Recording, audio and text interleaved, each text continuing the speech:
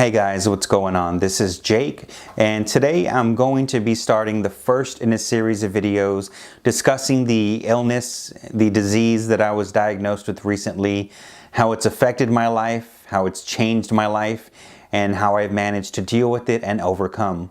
And if you're somebody that's recently been diagnosed with this and it seems like all hope is lost, just know that you may be able to find your way as well, and hopefully through my experiences in this video, I can help you on that track. So I guess I'll start at the beginning.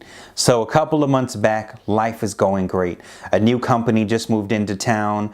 I immediately applied. I knew there would be opportunities for advancement. I got in.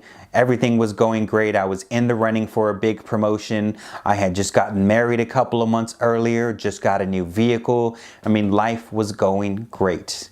And then, while at work, near the end of my shift, I felt a surge rush up the back of my head and everything went spinning out of control. It only lasted about 30 seconds, but since that 30 seconds, my life has never been the same. Now, I should note that I have had vertigo before a couple of years back. While I was at home, it just came out of nowhere. I collapsed and everything spun for about maybe 15 minutes. It was just an uncontrollable vertigo. It went away, and when it went away, I was completely fine. Not the case this time. I ended up going to the emergency room, went to several ERs, got MRIs, CAT scans, x-rays, everything came out negative. Eventually, I was just told that it's not fatal and you seem to be okay, and I was not okay. Eventually, my doctor referred me to an ENT, who eventually referred me to a neurologist, and through those doctors' efforts, I was diagnosed with Meniere's disease and vestibular migraines. Now, what is Meniere's disease? So a lot of people have a big misconception about this disease. They look up online and they think that you just get dizzy or that you just get vertigo, and that is so far from the truth, and it needs to be talked about, and that's what I'm hoping to do right now. So if you have loved ones or just somebody that you want to understand, I'm about to list the symptoms that I deal with, and maybe a lot of you do as well. So before I list the symptoms, I just want to address the question, what is Meniere's disease? So basically, plain and simple, it is a disease of your inner ear. The inner ear is the part that actually takes the sound, transmits them into signals that it sends to your brain. Now with Meniere's disease, the labyrinth you have inside your inner ear develops more fluid than it's supposed to have, and that excess of fluid basically sends everything out of whack. So now the symptoms that your ear is sending to your brain are all scrambled, and it just causes your brain to have to work overtime just to try to be normal and process the world around you. So to get started with the symptoms, yes, vertigo is something that we deal with. To not take it lightly, the best way that I can describe it is, think back to a time when you were young and you got drunk, really drunk, where you were seeing doubles, you were stumbling, you eventually found your bed, and when you laid on it and looked up, your room was just spinning around you really, really bad, and your brain was just hurting, your head is just moving, and you have no control. That is vertigo. The thing that you need to understand is that when we get hit with that, it comes full on 110% out of nowhere. Sometimes there is absolutely no indication we're about to have a vertigo attack, and when we do, we can fall, collapse, injure ourselves. What's even worse, think of this scenario. Let's say you're going to work this morning, tomorrow, and on your way to work, you're on the highway going 70 miles an hour and vertigo hits you. Everything starts to spin, you lose control of your motor functions, you can't really see what's going on because you're looking up and everything is just going crazy. That'll cause you to have an accident and possibly even take your life, as well as maybe the lives of other people that happen to be on the road. This is a serious thing that needs to be addressed because there are a lot of companies out there denying people with Meniere's disease disability help because they just don't understand the seriousness of it. Another one is tinnitus, the constant ringing in the ear. If you've ever seen Saving Private Ryan, the beginning scene when a grenade goes off near him on the beach and they cut the audio and all you hear is the eeeeee, read as he's looking around, that is tinnitus. Imagine having that every day, all day, 24/7, all the time. It just does not stop. That's what I have, and that's what most Meniere's disease sufferers have as well. If you go into a closet, it's going to get extremely loud because there's not going to be so much background noise, and at times it's going to spike and cause some dizziness as well. Now, another symptom that I personally deal with every single day that is very debilitating for me and probably my biggest challenge is brain fog. Brain fog is like not sleeping for 3 or 4 days in a row and trying to go to work and doing tons of multitasking at one time. It's going to severely slow down your cognitive functions. You're going to space out at times. You'll forget your train of thought, what you were just talking about. You'll have memory loss. You'll have blurred days to where you won't even remember your mornings. I've literally gone to the doctor's office, drove myself up there, and while I'm in the office, I'll space out and I won't even remember driving there. I'll know that I did it, but I just can't recall the specific act. And it's a really scary thing. You know, my wife might tell me, hey, don't forget we have this going on Saturday. If I don't write these things down, I will not remember. It really comes down to just making a list of everything I do because, again, my cognitive functions are just disabled.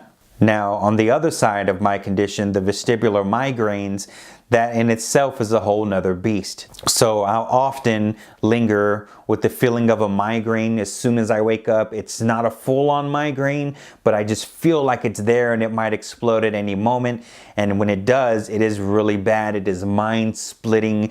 I really cannot function at all. I will have to lay in bed, try to take a nap and hope that it goes away. And sometimes it will, sometimes it won't. And that is excruciating in itself. Now, the thing about vestibular migraines is that you also get a whole flurry of other things with them. So yes, I have sensitivity to light. If I go outside on a sunny day, even when I'm inside, I always have tons of eye floaters. You know, the little squiggly lines? Well, imagine just having a whole cloud of them just clustered in your eyes. I also see flashes of light, kind of like a little electric spark sometimes.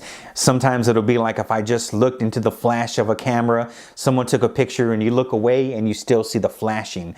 I deal with that all the time, and it is pretty annoying to say the least. I'll often think I see something moving in the corner of my eyes because of the floaters, and so it's just one of those things that you deal with along with vestibular migraines. Now, because of these things, dealing with all these every day, you will get anxiety. Imagine having all of these symptoms and knowing you have to go to work, knowing you have to go to a meeting, knowing you have to do things that normal people can do every day without any kind of issue.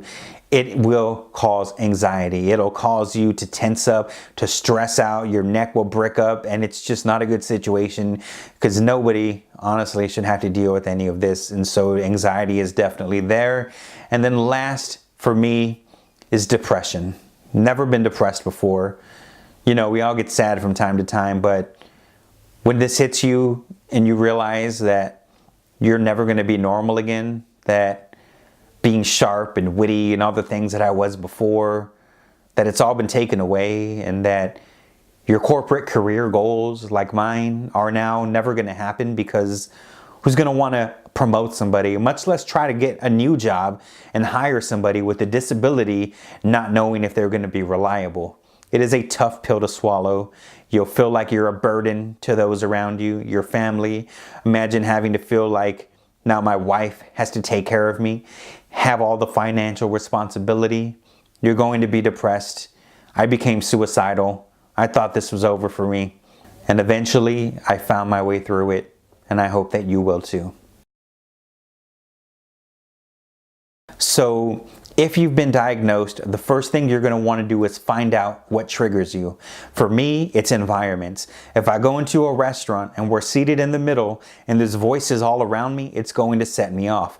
All of a sudden my hearing will change. Whoever I'm sitting with, talking to, that audio will drop, and all of a sudden everything around me will get extremely loud. I'll start to hear conversations from way across the room, plates and forks clinking, the air conditioner will get really loud, and it'll seem like if I'm in a scene of a really bad movie. And so you need to find out what triggers you. For a lot of people with Meniere's disease, it's going to be food. Right away, what they're going to tell you is to lower your sodium intake. And if you have a bad meal, it can definitely set off all of your symptoms. So that's definitely something that needs to be taken into consideration. Find your triggers, make yourself a lab rat, and see what sets you off. Once you've done that, find out what works for you. They're going to prescribe you a whole bunch of pills, meclizine for vertigo. You might get amitriptyline, nortriptyline for the migraines if you have vestibular migraines.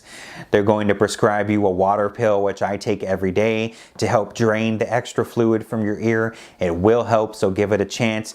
There's a whole flurry of things that you're going to be prescribed. You're going to have to experiment with to see what works for you. For me personally, I'm going to put a link in the description of this video so that you can check out these products. But two things that have been huge for me are, number one, earplugs, which drop the decibel level of the volume around you dramatically. I can now go into public environments and deal with them sometimes. It doesn't always work, but it is a huge step in letting me at least be in public without suffering right away from the loud environment. And two is CBD oil or possibly hemp oil, which you'll have to experiment with and try yourself. I'm going to put a link again to a hemp oil product that has tons of reviews and seems to work for a whole lot of people out there. I personally use a CBD oil vape, and it has definitely helped to lessen my symptoms overall and give me a little bit of my quality of life back. So again, find out what works for you and use that so that you can eventually start to feel better. One of the biggest battles that you're going to fight is depression. It is a monstrous demon, not having what you used to have, not being who you used to be, everything that you've lost, the burden that you are now to other people. It's a lot to take in. But at some point, you're going to stop focusing on everything you've lost, and you'll start to focus on everything that you can still do. Because I promise you, through the spinning, through the fog, through the fight, through everything that this puts you through, you are still you. So use what works for you. Find your strength. For me, it was my family. It was knowing that if I didn't force myself through this misery to go back to work, even though I'm just doing part-time, that all of our finances would be on my wife's shoulders, that we would lose our home, we would lose a car, and everything would crumble. And I just will not allow that to happen. And so you need to find a strength that works for you to push you through even on your bad days.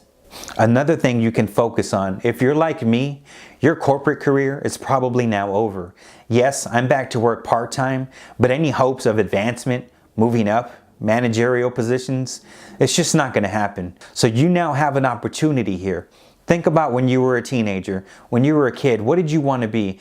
Did you have natural talents? Maybe you used to draw a lot when you were a kid. Maybe you used to paint. Maybe there was just something that you did that came natural to you that you never did because we just accepted our role in society. We accepted a job because it was enough to pay the bills, and you turned your back on those things. Now use this time to focus on your skills, focus on your natural talents, and do what maybe you thought you would never be able to do because of time. Because now, yes, you'll suffer, but now you have time. So try to find your craft and make your way using that. It is going to be huge in fighting off depression and giving you a sense of normalcy back in your life. The last thing that I can say in this video is just to push yourself. Push, push, push no matter what. You're going to wake up miserable. You're going to have bad mornings. You're going to have bad days. You can't get rid of that. But even on my worst days, I just look myself in the mirror and I say, you have to do this.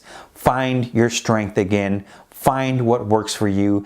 Don't give up. And push yourself. That is the most important thing that I can possibly say. Yoda had it right. Do or do not. There is no try. Probably the wisest and truest words anybody has ever spoke. I believe you can do this. I've done it. It's still a struggle every single day, but by finding your strength and using it, you will overcome just like I have. You will win your battles. You will never win the war, but as you fight and fight, you will emerge to become what we are now called and known as Meniere's warriors. I believe in you. I know you can do this. If you have any questions, leave them in the comments. Subscribe to the channel because I'm going to be doing more videos about this. It needs to be put out there. There needs to be more awareness, and I'm hoping I can do my part by using my platform to do that. Thank you for your time. I hope you found this helpful, and you have a great one.